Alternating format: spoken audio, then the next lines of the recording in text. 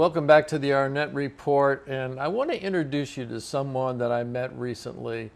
Francisca Alonso is CEO and co-founder of AV Architects and Builders. And there's some important reasons that architects and builders should be in the same group. And we're going to talk about that and some other things. Welcome to the show. Thank you, Jeff. I'm really excited to be here. So tell us a little bit about yourself, where you come from. So I was born in Chile, in Santiago, and I'm one of four. And my parents moved in '73 to Spain. So I grew up in Spain, in Marbella, in the south of Spain. And then when I was 18, my dad decided to send us all to the U.S., to Washington, D.C., to go to college. And that was in the 80s, mid-80s. So I'm here for 30 years now. I met my husband in college. Yeah, and what was your field of study? Architecture. We studied architecture at Catholic University.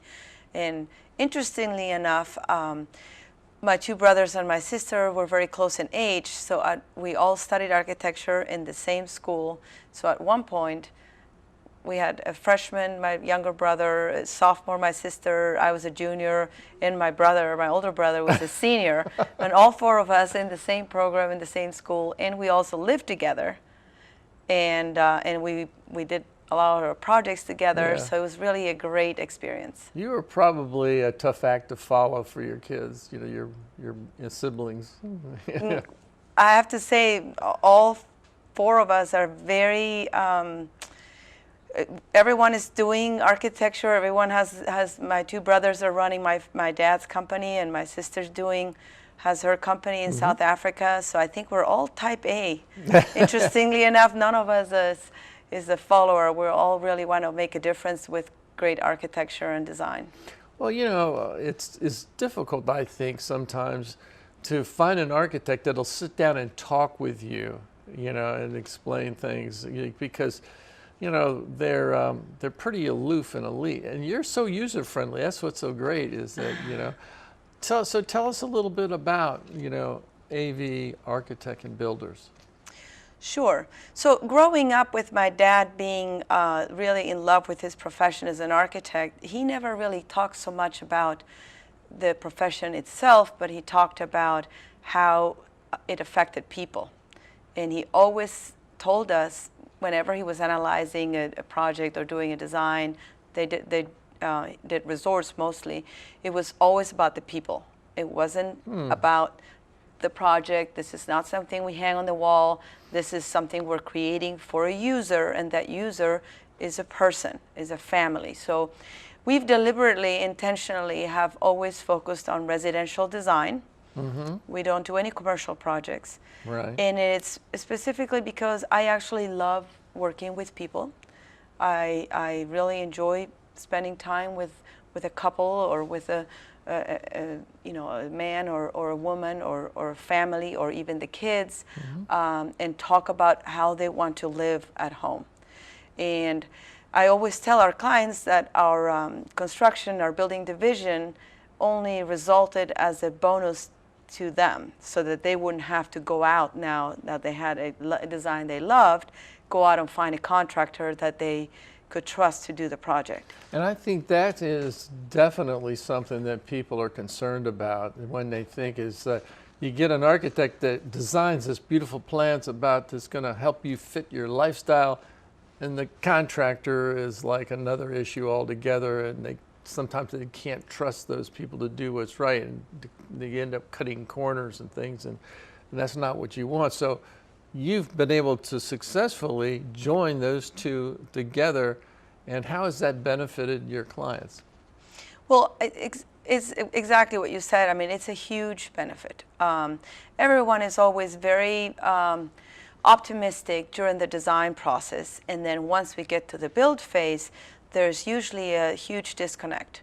And the disconnect occurs for many reasons, but primarily because there is no involvement of the contractor in the design process. And with us being the builder of our own projects, we can very early in design figure out the cost of a project and make it, and that obviously is beneficial to the client, because now we are not hoping that we're going to get close to the budget, but we're actually around the budget in the design phase.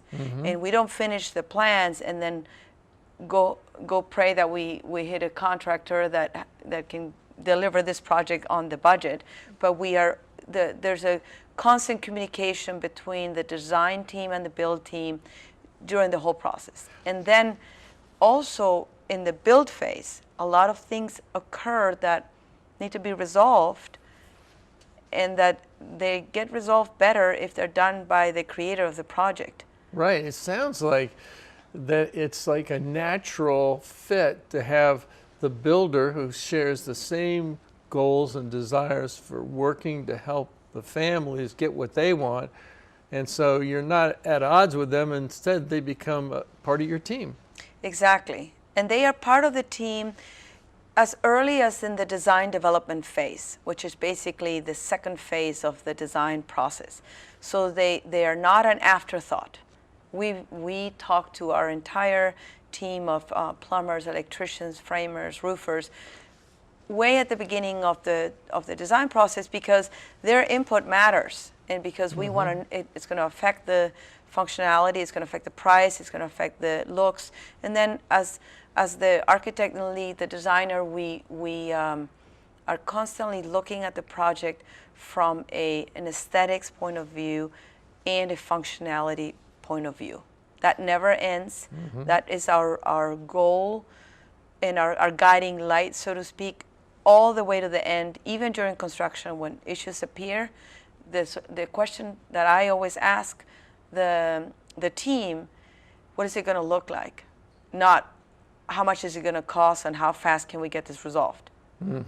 That's not the question I ask. I ask what is it going to look like when you make this change, and how is it going to affect the space? Right.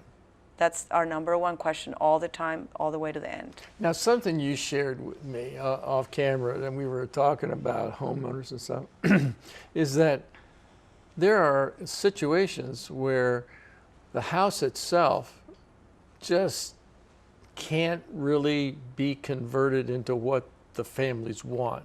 And so you literally have to remove the old house and then just start from scratch with that. Does that unnerve some of your clients? Sure, of course. I mean, no one likes to hear that. However, our advantage, because we've done many renovations, and we've also built custom homes and luxury homes, we have the big picture. So it is our job to let the client know where this tipping point is. You're going to invest this amount of money. We're trying to deliver what you want. However, it's not going to be exactly what you want because of this and this and reason, and it's going to cost X amount. Our job is to paint the picture for the client before it's built. Well, what I like is you were saying that you can help them understand what makes sense and what's the best way, what your recommendation is for what they can do with the house. They may have some ideas about what you can do with the house and may not be realistic. And so you're helping them. If it is, you make it happen. If it isn't, you recommend something else. Of course, and that is our job. We want to gather their ideas and then challenge their ideas with new ideas, and then help them visualize. We have 3D software that we use right in the office, and we can project 3D, virtual tours of the house with the renovation, the addition, or a brand, or off the ground home. The last thing you want to hear from a client is when the project is done or the house is built, that they say, "I didn't know this was going to look like this." I never want to hear those words. So that 3D helps them see that. Right. I want to make sure that they walk in and they say, "Yeah, this is exactly how I pictured it." When they say that, I know I've done a great job. There you go. Well, speaking of some of your ideas, this is just an absolutely marvelous book that is full of ideas and houses and pictures. And I just think that it's super. How can people get in touch with you and so they can see this book? Thank you. We're really excited about that, about the book Nesting for Empty Nesters. You can buy it directly on our domain, nestingforemptynesters.com, or you can give me a call and I'd be happy to send you a copy of the book. We're really excited about spreading the word of how you can build as a baby boomer and that doesn't want to downsize, but wants to resize and wants to enjoy family, wants to stay in this community. Our office is in Great Falls, and we're very involved with the community in the Northern Virginia area. And So you've been to Katie's coffee shop? many times. I'm a regular there. But so I really want, if there was one mission that I absolutely would love to achieve, is to help more and more people that live in this area stay in this area because they love their home and because their home serves them. Well, see, a lot of folks love their neighborhood. They've got a lot of friends and stuff there, but the house doesn't fit their lifestyle anymore. Maybe they're empty nesters. This is a perfect example. So how do you go about contact? How do you find people who are in that situation and need your help? Well, we do a lot of community. We're involved with the community. We sponsor nonprofit in Great Falls, and we also I do a lot of networking. I partner up with other industries that are around the same type of clients that we're looking for. Just being in the community for over 30 years, I think we have a pretty established brand. Yep. But we also do some advertising in the local magazines, like Home and Design, for example. Sure. And also, I really think that helping other people always comes back and helps us in twofold. So I do a lot of reaching out, and we have a shadow program that we participate with the Vienna, with the Tyson's Chamber of Commerce, where a student gets to shadow us for a whole day. Sure. So things like that. So here's the tough question. What's your biggest challenge? Biggest challenge. Opportunity, right? Not a challenge, but an opportunity, I guess. I think that our company is growing very fast, and finding the right people to join our team is always a challenge, because you have to be very right and left brained.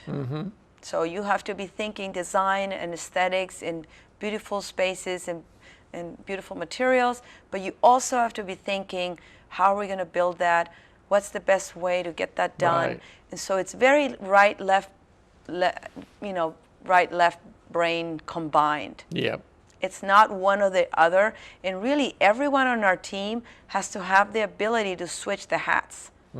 Whether you're the designer on the team or you are the project manager on the job, our project managers are architects.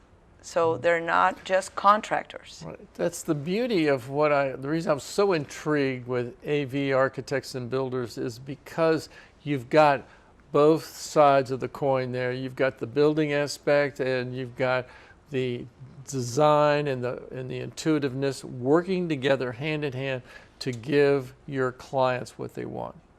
Exactly. Thank you so much for stopping by.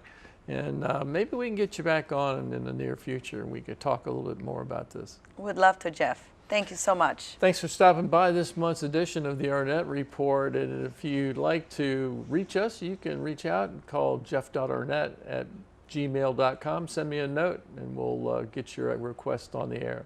Thanks again.